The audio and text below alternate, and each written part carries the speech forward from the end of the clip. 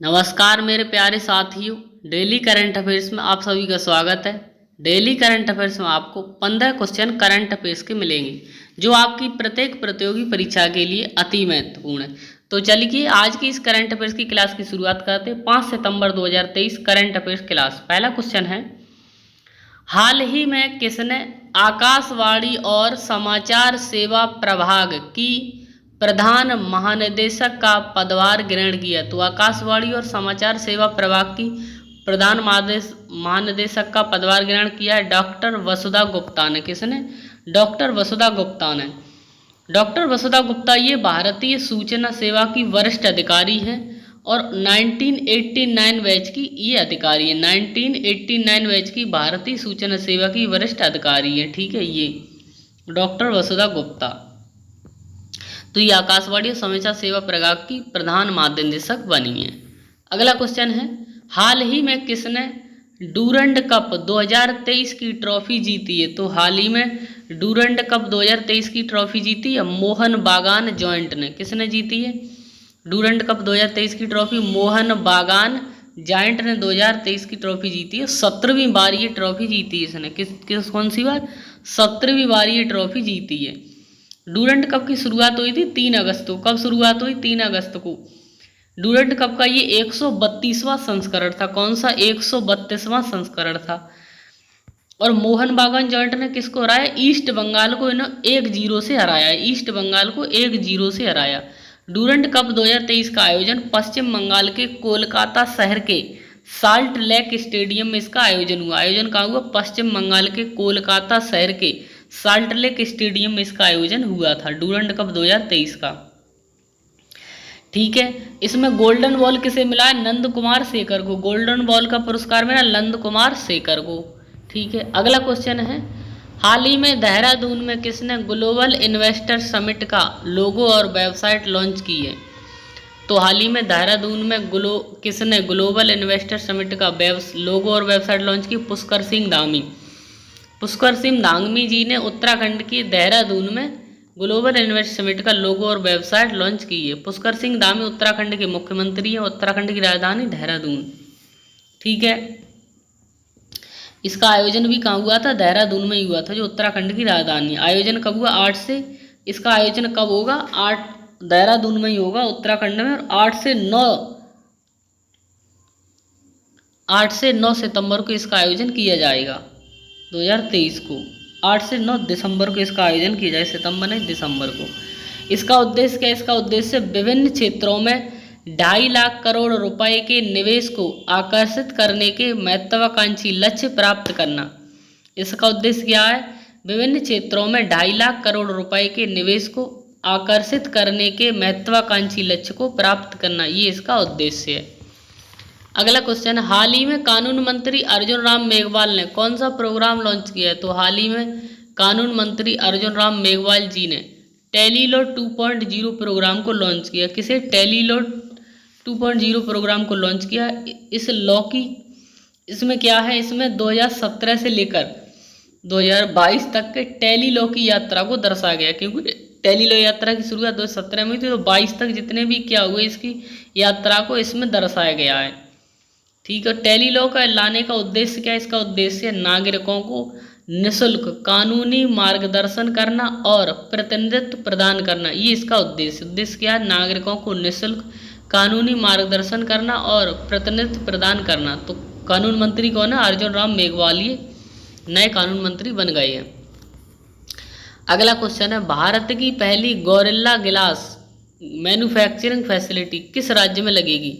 तो भारत की पहली गोरिल्ला ग्लास मैन्युफैक्चरिंग फैसिलिटी जो है वो तेलंगाना राज्य में लगाई जाएगी। कहाँ लगाएगी? तेलंगाना की राजधानी हैदराबाद में इसे लगाया जाएगा। तेलंगाना की राजधानी हैदराबाद में लगेगी। और कौन सी कंपनी इसे लगाएगी? कॉर्निक इंक कंपनी। कॉर्निक इंक कंपनी, इस कंपनी का नाम क्या है? कॉर्निक इंक कंपनी का नाम है जो कंपनी ये गोरिल्ला ग्लास मैन्युफैक्चरिंग लगाएगी। कॉर्निक इंक कंपनी का हेडक्वार्टर न्यूयॉर्क यूएसए में है। ये अमेरिका की कंपनी है। ठीक है, और इसका काम क्या? गोरिल्ला ग्लास के आविष्कारक के रूप में प्रसिद्ध है ये कंपनी। ये कंपनी गोरिल्ला ग्लास के आविष्कारक के रूप में प्रसिद्ध है। कॉर्निक इंक कंपनी की अगर हम बात करें इसके सीईओ, तो इसको सीईओ वेंडेल पी इसके सीईओ हैं, कॉर्निग इंक कंपनी के। इसमें लगाने में कुल लागत आएगी 934 करोड़ रुपए कुल लागत आएगी। कहाँ लगेगी? तेलंगाना की राजधानी हैदराबाद में ये गोरिल्ला ग्लास मैन्युफैक्चरिंग फैसिलिटी लगाई जाएगी। ठीक है। अगला क्वेश्चन है अंतर्राष्ट्रीय चैरिटी या दान दिवस और शिक्षक दिवस कब मनाया जाएगा? तो अंतर्राष्ट्रीय चैरिटी दान दिवस और शिक्षक दिवस कब मनाया जाएगा? आज, यानी कि 5 सितंबर को मनाया जाएगा। कब मनाएगा? आज 5 सितंबर को मनाया जाएगा। अंतर्राष्ट्रीय चैरिटी दिवस जो है मदर टेरेसा के निधन पर मनाया जाता है। अंतर्राष्ट्रीय चैरिटी दिवस मदर टेरेसा के निधन पर मनाया जाता है और इसको शुरुआत 2012 से हुई थी। कब? 2012 से शुरू हुई थी। और किसने शुरू किया? संयुक्त राष्ट्र संघ ने, यूएनओ ने इसकी शुरुआत की थी। इसका उद्देश्य है इस स्थानीय, राष्ट्रीय, क्षेत्रीय, अंतर्राष्ट्रीय परोपकारी लोगों और संगठनों के लिए जागरूकता बढ़ाना और एक मंच साझा करना, या केवल जरूरतमंदों की मदद करना और गरीबी हटाना। ये इसका उद्देश्य, इसका प्रमुख उद्देश्य है केवल जरूरतमंदों की मदद करना और गरीबी हटाना। ठीक है। अब आप बात करें शिक्षक दिवस, तो शिक्षक दिवस जो है डॉक्टर सर्वपल्ली राधाकृष्णन की जयंती पर मनाया जाता है। शिक्षक दिवस डॉक्टर सर्वपल्ली राधाकृष्णन की जयंती पर मनाया जाता है। इसे मनाने का उद्देश्य, इसके मनाने का उद्देश्य है शिक्षा के क्षेत्र में छात्रों के जीवन को सही दिशा देने वाले जो टीचर हैं और भविष्य के लिए शिक्षकों के महत्व के प्रति जागरूकता फैलाना। ये सारा इसका उद्देश्य। क्या उद्देश्य है? शिक्षा के क्षेत्र में छात्रों के जीवन को सही दिशा देने वाले देश के सभी सम्मान शिक्षकों को और भविष्य के लिए शिक्षकों के महत्व के प्रति जागरूकता फैलाना। ये इसका उद्देश्य है। अगला क्वेश्चन है हाल ही में राष्ट्रपति द्रौपदी मुर्मू जी ने किस प्रतिमा का अनावरण किया? तो हाल ही में मुर्मू जी ने महात्मा गांधी की प्रतिमा का अनावरण किया। राजघाट में उनकी प्रतिमा का अनावरण किया गया है। ये प्रतिमा 12 फुट की ऊंची है। कितनी ऊंची है? 12 फुट ऊंची। और महात्मा गांधी की प्रतिमा का अनावरण राजघाट में किया गया है। वहीं पर मुर्मू जी ने गांधी वाटिका का भी उद्घाटन किया है। ठीक है। कहाँ पर? गांधी वाटिका का भी इसका उद्घाटन किया है। अगला क्वेश्चन है हाल ही में किस पूर्व भारतीय अंपायर का निधन हो गया? तो हाल ही में पूर्व भारतीय अंपायर का निधन हो गया। उनका नाम था पीलू रिपोर्टर। उनका नाम था, क्या नाम था? पीलू रिपोर्टर उनका नाम था। 84 वर्ष की उम्र में उनका निधन हो गया। दिमाग संबंधी रोगों से वो ग्रसित थे। दिमाग संबंधी, मस्तिष्क संबंधी रोगों से वो ग्रसित थे। 28 साल के करियर में उन्होंने तटस्थ अंपायरिंग करने वाले वो प्रसिद्ध अंपायर थे। तटस्थ अंपायरिंग की थी 28 साल तक के अपने करियर में। अगला क्वेश्चन है हाल ही में किसने इटालियन ग्रैंड प्रिक्स 2023 का खिताब जीता है? तो हाल ही में इटालियन ग्रैंड प्रिक्स 2023 का खिताब जीता मैक्स वेरस्टैपेन ने। किसने? मैक्स वेरस्टैपेन ने जीता है।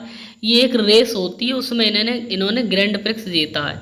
मैक्स वेरस्टैपेन की टीम का नाम क्या है? रेड बुल इनकी टीम का नाम। और ये रेस में इन्होंने ये इटालियन ग्रैंड प्रिक्स का खिताब जीता है। अगला क्वेश्चन हाल ही में किस संस्था को डीम्ड यूनिवर्सिटी का दर्जा दिया गया? तो हाल ही में एनसीईआरटी को डीम्ड यूनिवर्सिटी का दर्जा दिया गया। किसको? एनसीईआरटी को डीम्ड यूनिवर्सिटी का दर्जा दिया गया। एनसीईआरटी की full form national council of educational research and training. इसकी full form national council of educational research and training इसकी फुल फॉर्म है। नई शिक्षा नीति आई 2020 में, नई शिक्षा नीति आई थी। अब इसे डीम्ड यूनिवर्सिटी का दर्जा मिल जाएगा तो इसमें क्या होगा?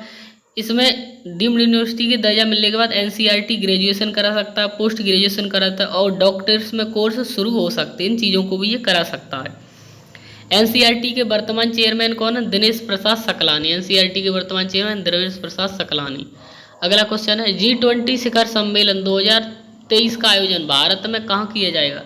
तो G20 2023 का आयोजन भारत में दिल्ली में किया जाएगा। कहाँ किया जाएगा? दिल्ली में किया जाएगा। 9 से 10 सितंबर को इसका आयोजन किया जाएगा। दिल्ली के प्रगति मैदान में इसका आयोजन होगा 9 से 10 सितंबर को। इसमें शामिल होंगे 19 देश इसमें शामिल होंगे और यूरोपीय संघ और 19 देश इसमें शामिल होंगे। इसका उद्देश्य क्या है? सम्मेलन का G20 शिखर सम्मेलन 2023 का उद्देश्य भाग लेने वाले देशों के बीच सहयोग और समझ को बढ़ावा देना। भाग लेने वाले देशों के बीच सहयोग और समझ को बढ़ावा देना, ये इसका उद्देश्य है।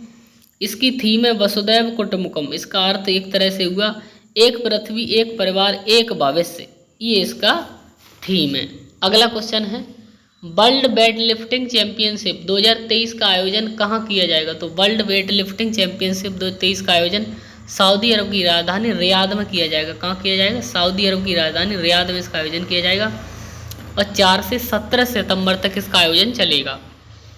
अगला question, one nation one election हेतु किसकी अध्यक्षता में समिति का गठन किया गया? तो वन नेशन वन इलेक्शन हेतु किसकी अध्यक्षता में समिति का गठन किया गया? रामनाथ कोविंद, पूर्व राष्ट्रपति भारत के, उनकी अध्यक्षता में समिति का गठन किया गया है।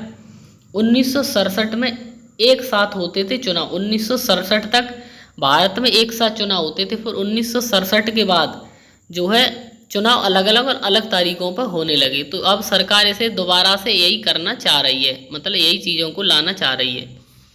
अगला क्वेश्चन है हाल ही में समुद्री तूफान हाईकोई ने कहाँ भीषण तबाही मचाई है? तो समुद्री तूफान हाईकोई ने ताइवान में भीषण तबाही मचाई हुई है। कहाँ पर? ताइवान में भीषण तबाही मचाई हुई है। और साओ पोलो तूफान ने कहाँ पर तबाही मचाई? हांगकांग में। साओ पोलो तूफान कहाँ आया? हांगकांग में। अगला और अंतिम क्वेश्चन इस क्लास का, पुरुष hockey 5x5 Asia cup tournament का खिताब भारत ने किसे हराकर जीता है? तो पुरुष hockey 5x5 Asia cup tournament का खिताब भारत ने पाकिस्तान को हराकर जीता है। एशिया का पुरुष हॉकी टूर्नामेंट यह FIH 5x5 हॉकी विश्व कप 2024 के लिए क्वालिफाइंग है। ये जो हुआ था ये क्वालिफाइंग टूर्नामेंट भी था, ये क्वालिफाइंग टूर्नामेंट भी था।